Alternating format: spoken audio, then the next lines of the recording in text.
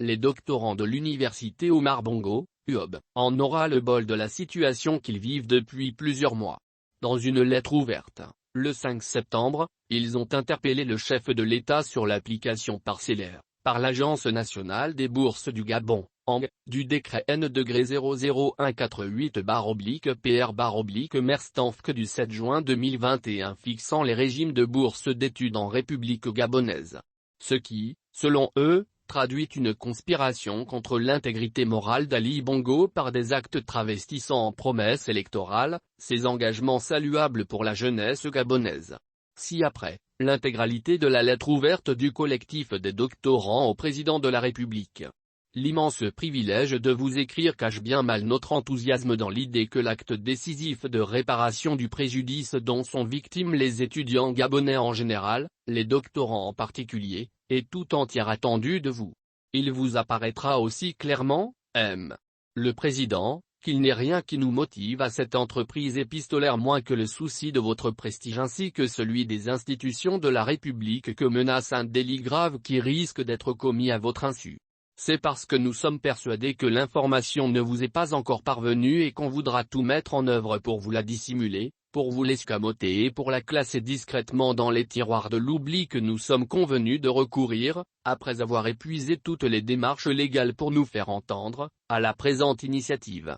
Le fait est, Votre Excellence, que les responsables de l'Agence nationale des bourses du Gabon, ANG, ont choisi délibérément de ne pas appliquer en totalité le décret N-00148/PR/MERSTANFC du 7 juin 2021 fixant les régimes de bourse d'études en République gabonaise, qui intègre les réformes innovantes de votre politique sociale, gage probant de votre engagement envers la formation de la jeunesse que vous tenez tant en estime.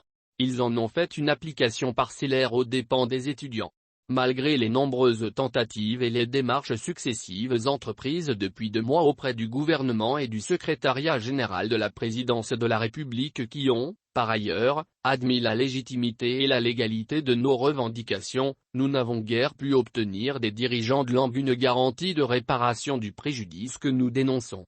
Aussi cette situation de lèse-justice a-t-elle atteint la cime de son anormalité que confirme le refus catégorique des responsables de l'ANG d'appliquer ce décret entré pourtant en vigueur à compter de l'année académique 2021-2022, selon les dispositions de son article 31, au prétexte que l'application du dudit décret se heurterait à un déficit budgétaire. L'ultime espoir qui nous motive donc à dénoncer cette flagrante violation de la loi nous émeut de la persuasion qu'une fois la situation portée à votre connaissance, vous ne sauriez tarder à y remédier en déployant votre habilitation en la matière. M. le Président de la République, la situation que nous dénonçons est d'un enjeu si fondamental que le délit commis constitue de façon graduelle une atteinte sérieuse à la souveraineté et à la respectabilité des plus hautes institutions de l'État dont vous êtes le garant. D'abord le prétexte ou, mieux, le subterfuge du déficit budgétaire soutenu, à tort, par les responsables de l'agence pour se dérober malhabilement à leur devoir apparaît comme une prétentieuse remise en cause de la compétence de prévision politique censée déterminer l'action de votre gouvernement. Ensuite il dénote un outrage intolérable aux institutions auxquelles incombait l'examen du décret avant sa publication dans le journal officiel N-118 du 10 juin 2021. Ce qui reviendrait à supposer que toutes les intelligences mobilisées lors des travaux en commission d'études de faisabilité, examen des enjeux d'application de ce décret, notamment les 2 chambres du Parlement, seraient frappées du sceau d'une défaillance chronique jointe à une négligence caractérielle.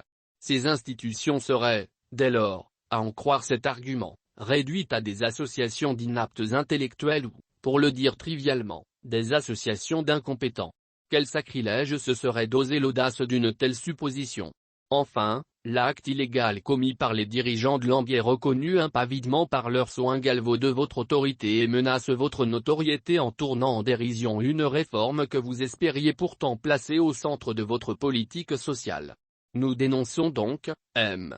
le chef de l'État, une conspiration des responsables de l'Agence nationale des bourses du Gabon qui, si vous ne prenez garde à juguler le mal à temps, risque de ternir le prestige de votre 2e septennat pourtant dédié à la jeunesse.